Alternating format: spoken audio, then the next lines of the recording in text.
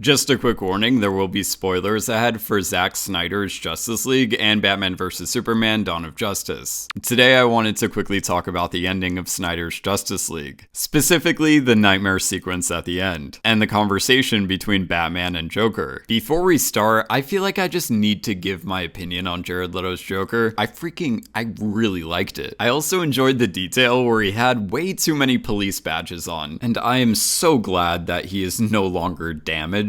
Anyway, sorry, now that that's out of the way, let's continue. Earlier in Snyder's cut, when they try resurrecting Superman, Cyborg connects to the Mother Box, and we quickly see a future where Darkseid takes advantage of a very distraught Superman who just lost Lois. In Batman vs Superman, after the nightmare sequence, Flash travels back in time to warn Bruce about Superman. He tells Bruce it's Lois Lane, she's the key. Oh, by the way, the Flash in this scene from Batman vs Superman is wearing the same helmet that we see at the end of Snyder's Justice League. Also, when resurrecting Superman, Barry shows us that he can move so fast to the point where he's capable of reversing time. Anyway, back on track. Alright, so he tells Bruce, Lois is the key. And back in 2017, back like 10 years ago, or at least that's what it feels like now, I made a video basically explaining that Bruce prevented this post-apocalyptic scenario by bringing Lois to Superman after he was resurrected. At the time, that was the Joss Whedon cut, but now I'm aware that we're dealing with a completely new beast. So the implication in Whedon's cut was that Flash traveling back in time and telling him that Lois is the key was to prevent Superman from wreaking havoc and turning into a villain. So basically Bruce getting warned by the Flash that Lois is the key would then give the idea to Bruce to make sure Lois is on standby when Superman's disoriented after being brought back from the dead. And then the loop is closed and we don't have to encounter this scary Darkseid nightmare timeline. But that's not the case in this Snyder cut. This cut adds a lot more clarity to what the Flash was trying to warn Superman of, and has better continuity with Batman vs Superman. During Joker and Batman's conversation, the Joker says to Batman, I often wonder how many alternate timelines do you have to destroy the world, because frankly you don't have the cojones to die yourself. This is implying one big thing, that the nightmare sequence we see in Snyder's Justice League is an alternative timeline from the one we see in Batman vs Superman, the one where Batman is trying to obtain kryptonite, opening everything up to the multiverse theory, and the fact that there are multiple Bruce Waynes in multiple timelines trying to bring down a Clark that lost Lois Lane. After the Flash visited Bruce in Batman vs Superman, Bruce wakes up, implying that it was all a dream, but there's still some papers flying in the background, low-key implying that it wasn't a dream. What? Bruce wakes up from this nightmare sequence in Batman vs Superman the same way he wakes up from the nightmare in Justice League. Even though we see no paper, or anything indicating that it wasn't a dream, we can safely assume that these dreams are premonitions from these alternate timelines. There is a war coming between Darkseid and the Justice League. If Snyder gets the opportunity to continue with the Justice League, smaller details may change for the definitive timeline, but Darkseid is going to convince Superman to join his side, and Lois will still be dead, giving Clark every reason to do so. But other things can change, like what superheroes alive at the time, and what superheroes Bruce recruited. In both nightmare sequences, Bruce Wayne fails. So these versions of Darkseid's world aren't going to be the ones that we see in a Justice League sequel. In the future, Bruce is somehow responsible for the death of Lois Lane. In Batman vs Superman, Clark even says to Bruce, "She was my world,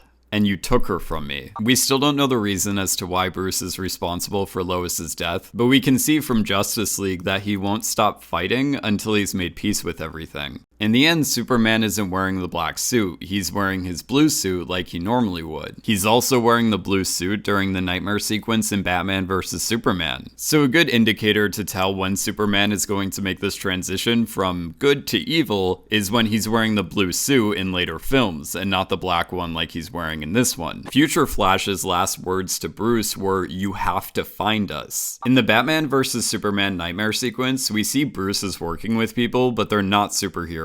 In the Snyder cut, Aquaman's dead, Wonder Woman's dead, basically a lot of important superheroes are dead. Heck, Bruce even states that Harley Quinn is dead. Lex Luthor sends Deathstroke to kill Bruce Wayne. Then in the nightmare sequence, Deathstroke is working with Batman.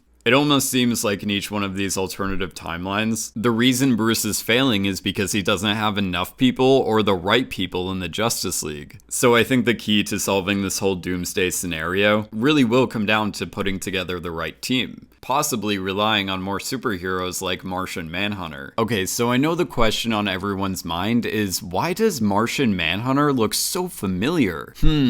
I wonder what it could be. Oh, I know. If you've ever watched the movie Man of Steel, Martian Manhunter was disguised as Calvin Swanwick. The reason he was able to disguise himself as a general is because one of his superpowers is the ability to shapeshift. He also has abilities like Superman when it comes to pure strength, the ability to fly, laser vision. He also has telekinesis, telepathy, invisibility, and much, much more. I'm really interested to see the role Martian Manhunter is going to play when Superman kind of loses it. I have a feeling that because of his capabilities, he's going to play a key role in defeating Darkseid and bringing Superman back to his normal self. Those were all my thoughts on the ending of Zack Snyder's Justice League. This was so cool. I really enjoyed this cut, and I'm so glad I got to talk about it. I really hope you guys enjoyed this video and hopefully learned something. If you want me to talk about more of Justice League and any of the DC universe, please let me know in the comments below. And as always, thank you so much for watching, and I will see you in my next video, hopefully talking about the DC Cinematic Universe.